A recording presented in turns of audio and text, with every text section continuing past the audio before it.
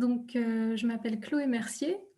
Je suis en première année de thèse sous la direction de Margarida Romero, Thierry Viéville et Frédéric Alexandre, avec l'équipe Mnémocine de l'INRIA et le laboratoire LIN de Nice, donc Innovation numérique pour l'éducation, dirigé par Margarida Romero. Je vais vous parler de notre action exploratoire AID, qui signifie Artificial Intelligence Devoted to Education, et qui consiste donc à appliquer des formalismes issus de l'intelligence artificielle pour modéliser le comportement d'un apprenant au cours d'un problème créatif. Alors, pour commencer, pour vous donner un petit aperçu de comment l'intelligence artificielle est utilisée aujourd'hui dans l'éducation, on pourrait voir un peu trois aspects de cette utilisation. Le premier étant améliorer l'apprentissage humain, alors par l'intermédiaire souvent de systèmes d'apprentissage adaptatifs, comme par exemple les MOOC avec des exercices qui vont s'adapter à l'apprenant qui les utilise en fonction de ses progrès sur les différents exercices, ou encore pour enrichir des appareils d'apprentissage connectés, en l'occurrence déconnectés, mais pour les activités débranchées. Donc en fait, on utilise des objets connectés qui sont reliés à des interfaces, mais qui sont transparentes pour l'apprenant.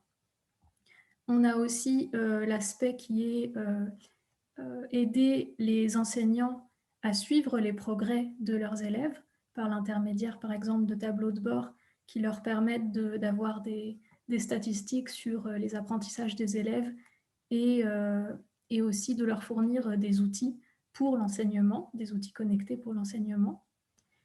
Et enfin, on essaye actuellement de fournir un enseignement en intelligence artificielle et aux outils du numérique aux élèves de tous âges pour les former justement à utiliser ces outils et à ne pas en être dépendants, pour comprendre vraiment comment fonctionne le numérique et développer leur pensée critique et ce qu'on appelle la pensée informatique, donc en anglais computational thinking, qui est donc crucial dans la période actuelle.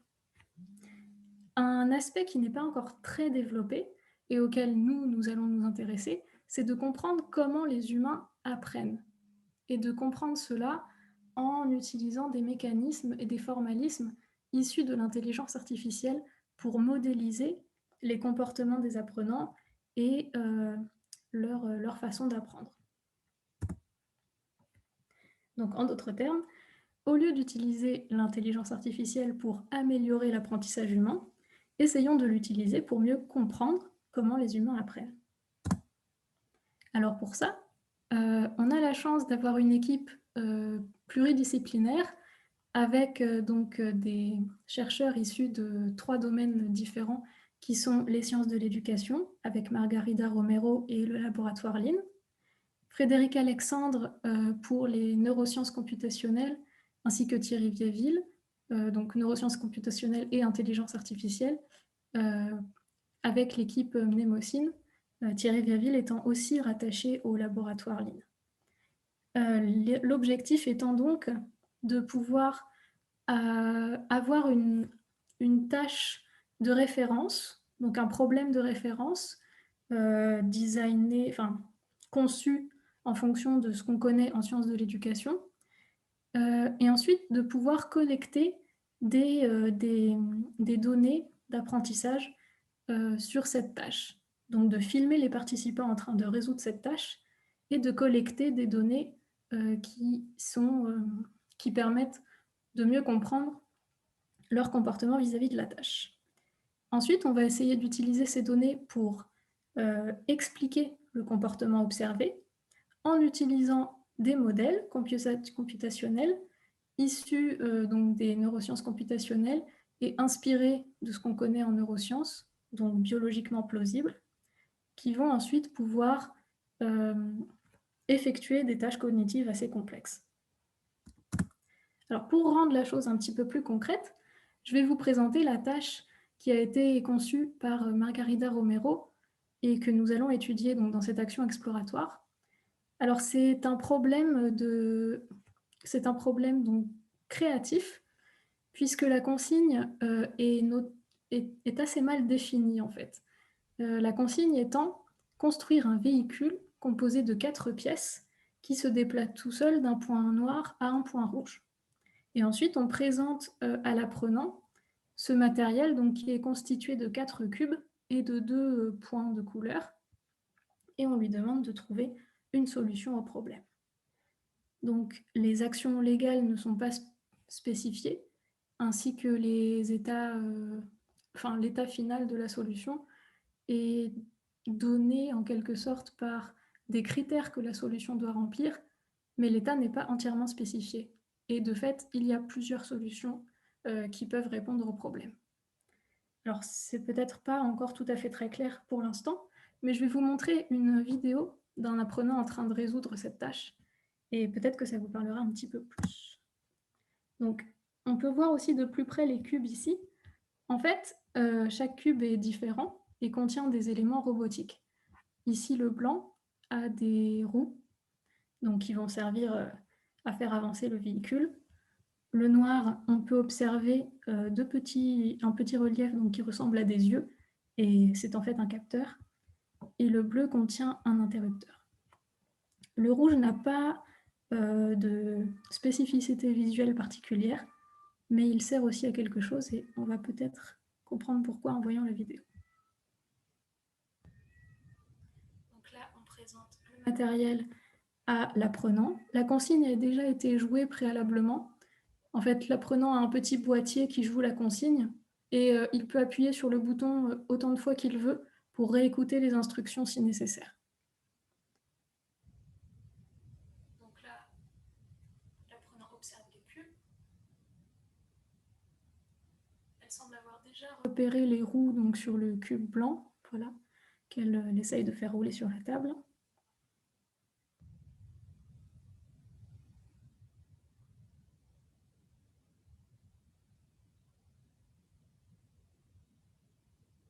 Ici, donc, elle semblait observer que ajouter un cube à côté du cube blanc le freinait. Donc elle a décidé de l'enlever et de le poser autre part, en l'occurrence au-dessus.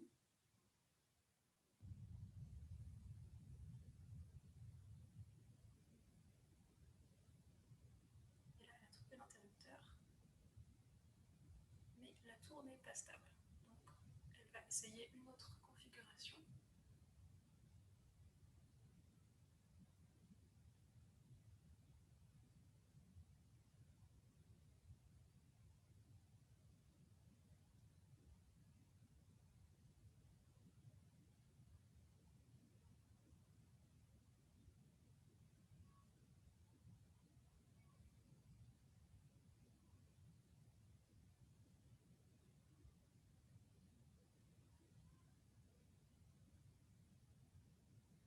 Là, le véhicule semble marcher, même sans le cube rouge. Et ça marche toujours en ajoutant le cube rouge, donc une des solutions est trouvée.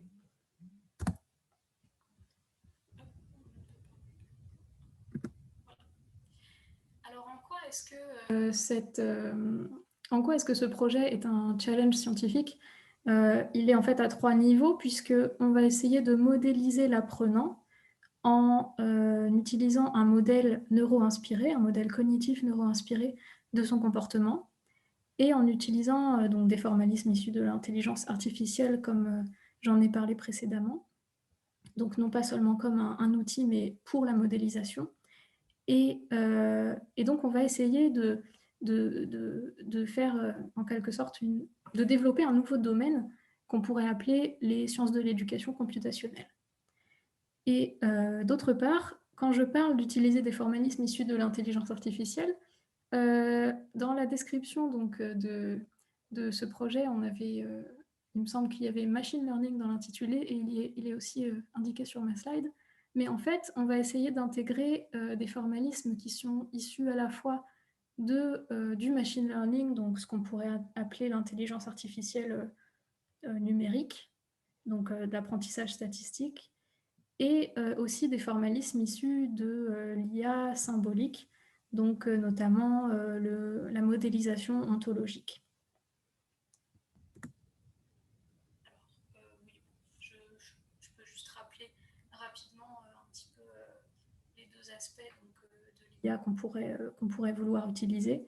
L'IA symbolique, je fais référence notamment au formalisme ontologique avec le langage RDF, donc Resource Description Framework, et OWL, Web Ontology Language, qui permet en fait de manipuler des symboles et d'appliquer dessus des inférences logiques. Et donc, c'est un formalisme qui est particulièrement adapté pour modéliser le raisonnement.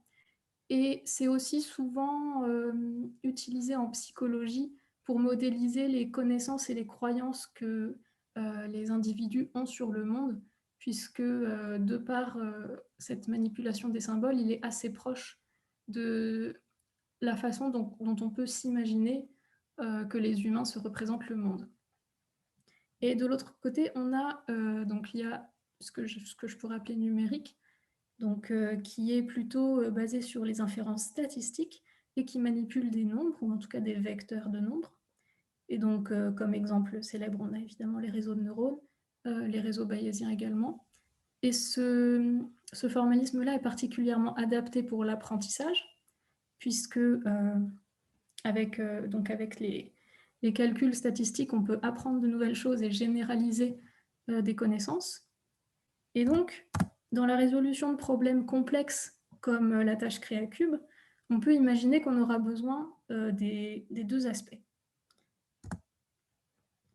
Alors, Margarida Romero a déjà commencé à modéliser un petit peu le processus de la tâche créa-cube sous plusieurs aspects.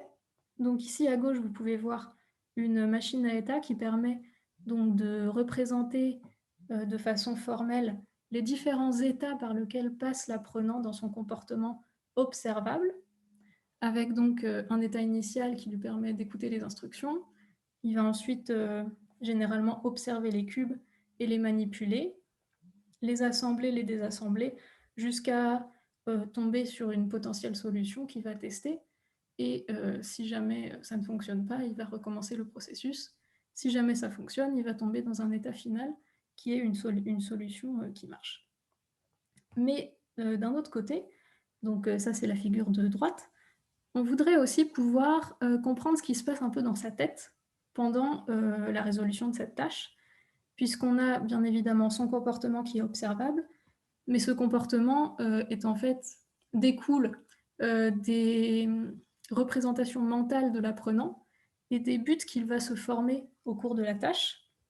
Et donc, on a une sorte de boucle comportementale qui va consister à percevoir l'environnement et à en interpréter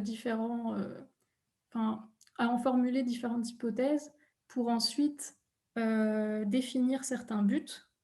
Et de l'évaluation de ces buts et des coûts et de l'utilité de ces buts, il va pouvoir choisir certaines actions qu'il va exécuter et donc changer son environnement et donc recommencer une boucle avec la perception, etc.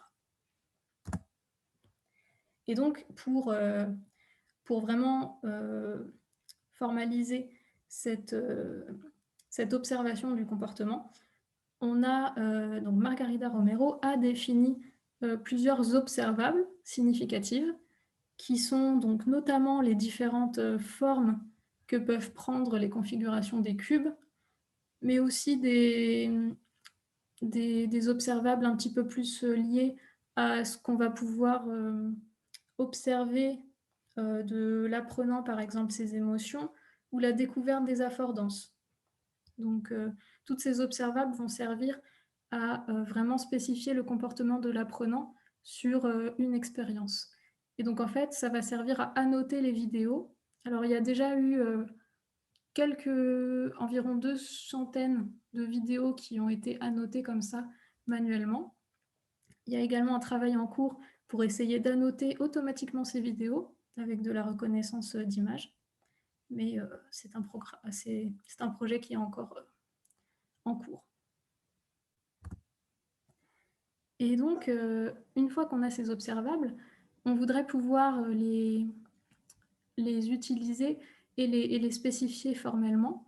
Et pour cela, on a commencé donc à définir une ontologie de la tâche avec un modèle à la fois du matériel utilisé dans la tâche, à savoir les cubes, les différentes fonctions des cubes et les affordances des cubes. Je ne sais plus si j'ai défini le terme affordance, mais les affordances, c'est ce que je montrais tout à l'heure par rapport aux roues, aux interrupteurs, etc. C'est ce qui va permettre d'induire une action de l'apprenant sur le cube en indiquant une potentialité que permet l'objet.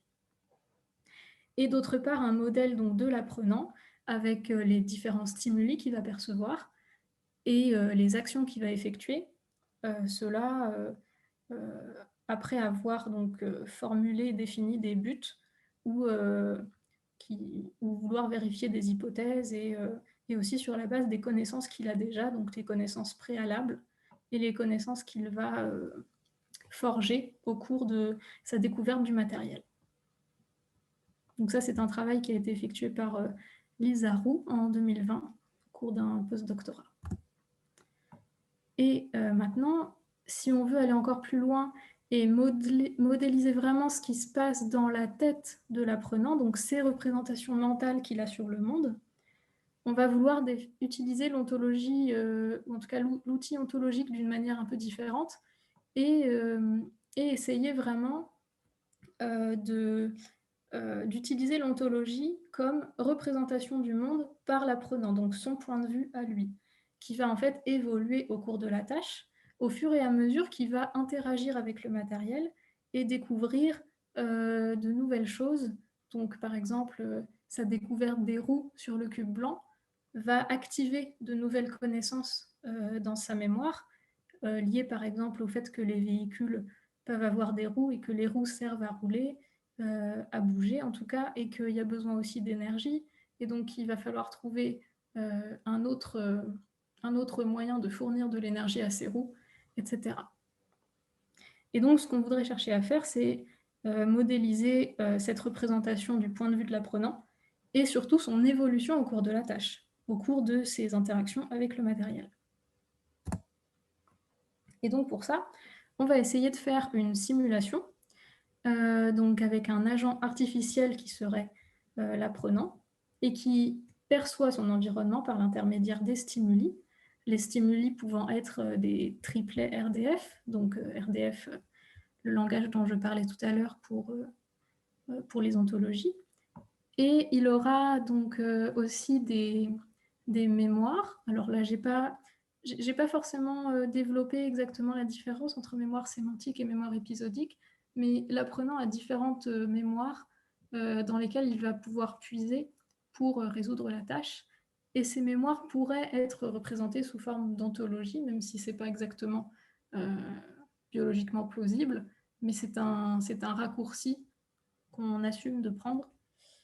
Et donc, avec les ontologies qui lui servent de mémoire, il va pouvoir raisonner et définir des buts, choisir des actions, et donc agir sur son matériel qui va donc évoluer et lui fournir de nouveaux stimuli. On pense aussi utiliser un formalisme issu de l'apprentissage par renforcement, avec une récompense qui pourrait être calculée à partir des stimuli qui sont envoyés.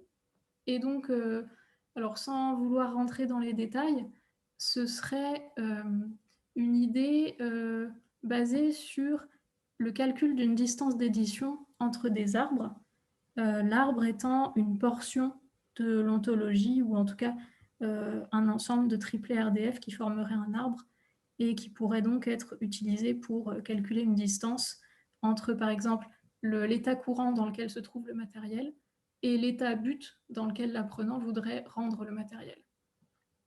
Et enfin, on a un troisième agent qui serait expert à propos du matériel. Donc c'est en quelque sorte un peu comme le professeur qui observe l'apprenant en train de résoudre la tâche. Cet expert donc, connaît tout du matériel, il connaît le fonctionnement des cubes, les différentes affordances, il sait comment les cubes doivent être reliés, ou en tout cas les différentes configurations qui fonctionnent. Mais en revanche, il ne connaît pas l'état interne de l'apprenant et il va essayer de les inférer par l'intermédiaire des observables. Donc les observables qu'on peut recueillir, comme on l'a vu tout à l'heure, avec le petit tableau que je vous ai montré. Et donc, on espère que cela va nous permettre de modéliser relativement efficacement l'apprenant, mais surtout de mieux comprendre son comportement par l'intermédiaire des observables et de pouvoir inférer son état interne. Et donc de l'appliquer ensuite à des véritables apprenants, donc des apprenants humains, en ayant un expert qui va pouvoir, à partir des observables recueillis sur les humains, comprendre le fonctionnement interne et les représentations mentales que se font ces humains sur le matériel de la tâche, et donc leur mécanisme d'apprentissage. Voilà, donc si vous avez des questions, n'hésitez pas. Merci Chloé. Alors comme d'habitude, si vous appelez Laurent ou Frédéric. J'ai des questions, mais hier, il y avait plein de questions par ailleurs. Ouais. J'ai pas eu le temps. J'étais frustré. Alors, parmi les personnes connectées qui ne sont ni Laurent ni moi, Frédéric ne peut pas non plus puisqu'il est, il est disqualifié sur cette présentation. Est-ce qu'il y a des gens qui ont des questions ou des remarques pour Chloé? Alors, moi j'ai juste une petite question oui. Du coup, sur l'ontologie des tâches.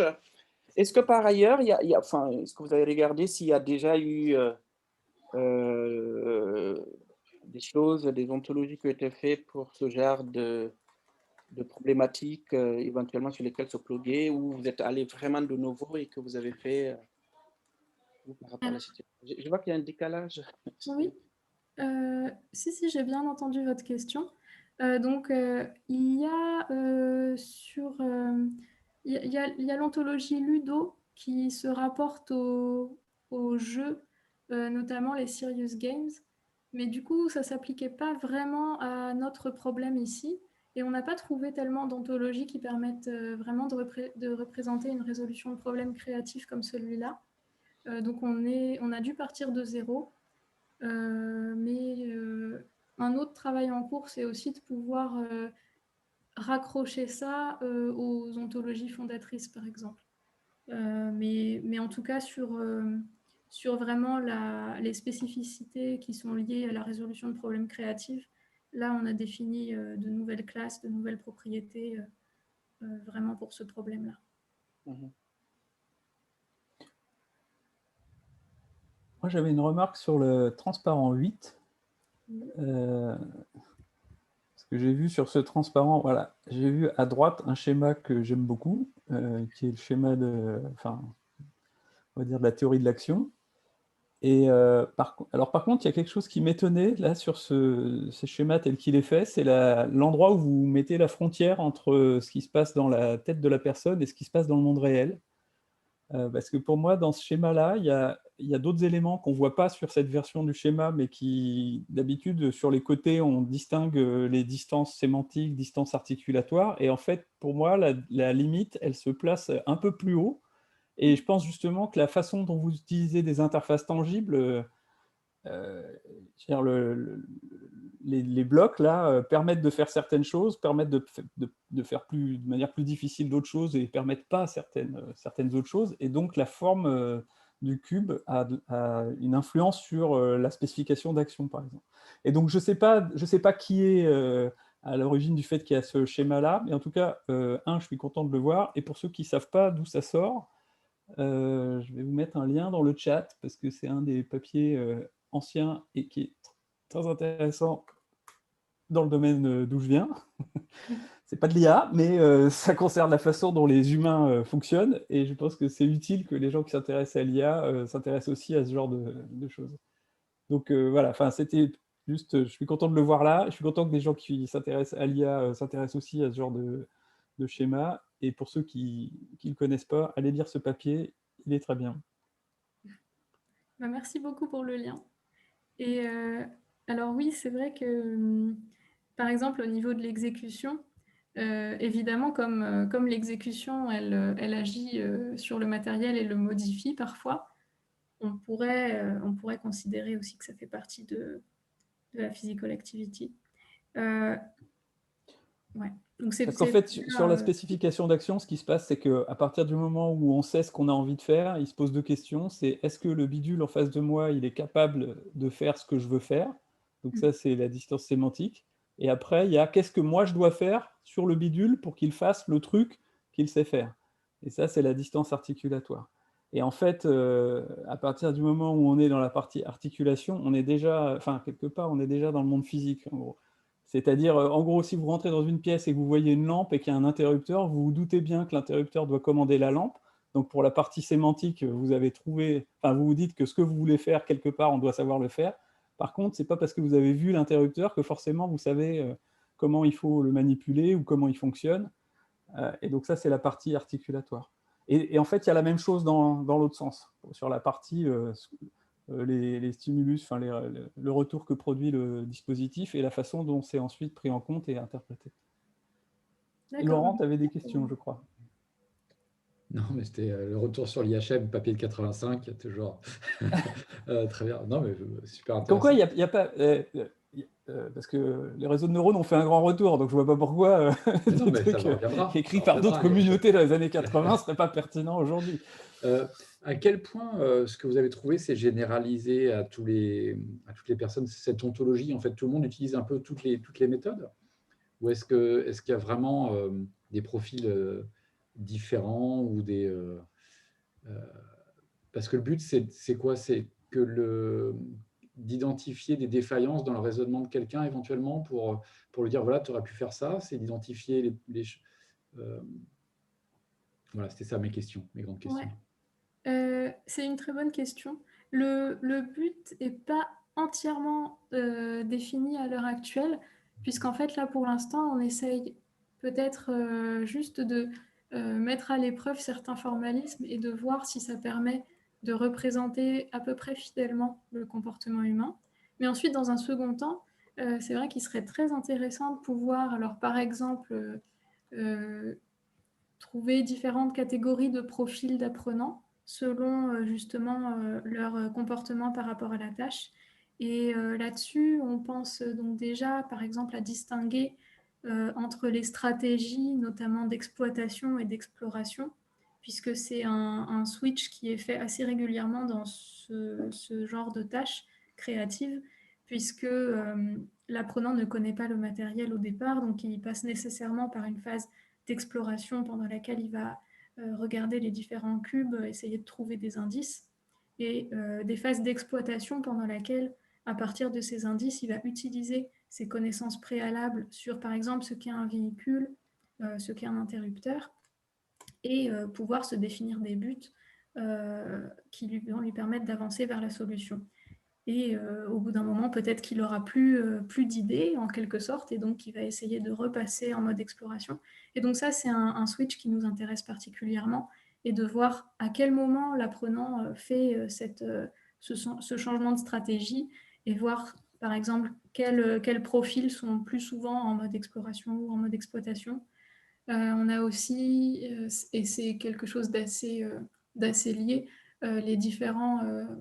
Donc, la différence entre le comportement qui serait mu par les buts et celui qui serait mu par les stimuli, donc stimulus-driven ou goal-driven. Et donc ça aussi, c'est une stratégie qu'on essaye de découvrir et de pouvoir caractériser par les observables. Donc, je ne sais pas si ça répond à la question. Okay.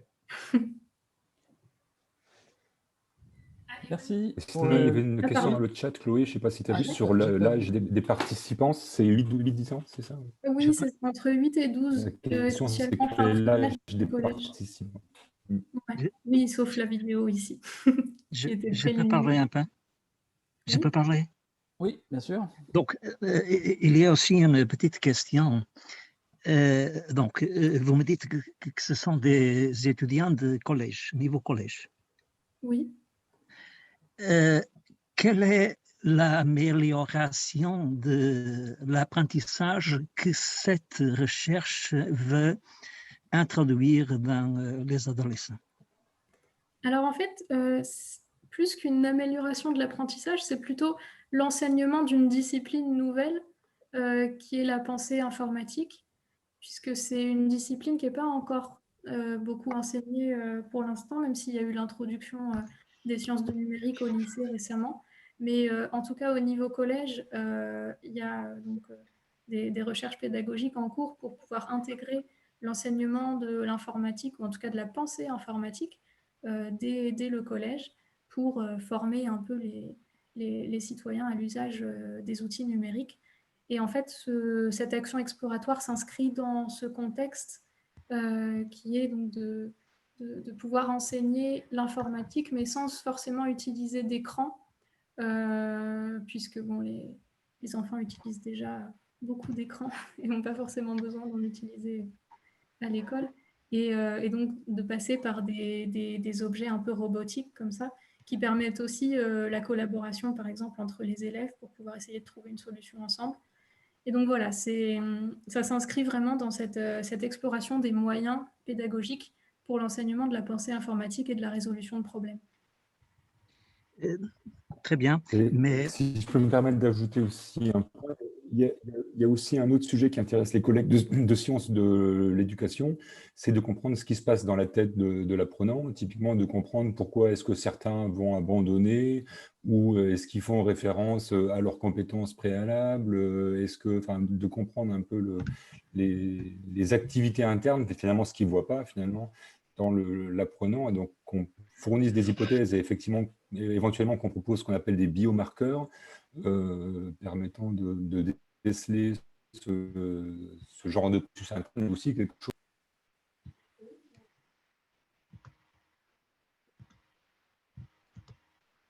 pardon, je peux poser une question? Alors, rapidement, parce qu'après, il faut qu'on avance pour arriver à faire les 5 présentations dans les 2 heures. Mais donc, si rapidement, c'est possible. Oui, c'est simplement, je sais que au cycle 4 collège, il y a beaucoup de problèmes de décrochage, d'apprentissage, et je me demande si votre recherche ne peut pas être dirigée pour l'amélioration de l'apprentissage du français, par exemple, des mathématiques, parce qu'il me semble qu'il y a un vrai besoin de résoudre ce problème au niveau de la scolarité obligatoire. Fernando, tu as vraiment raison. Je salue tes questions. Je réponds dans le chat avec des références et je fais une réponse très brève. Oui, essentiellement, ça permet de réengager les students, les élèves. C'est-à-dire qu'en gros, tu leur apprends à coder, ça ne les rend pas meilleurs en maths ou en français, mais ça leur montre que ouais, ils peuvent s'y remettre. Voilà la réponse hyper courte. Et je t'ai envoyé, et là j'ai mis des références avec des papiers qui traitent vraiment de ça en détail. Merci Thierry par ton email, merci par ta réponse. J'aime beaucoup ce genre de travail. C'est très joli, je suis très content. Alhamdulillah.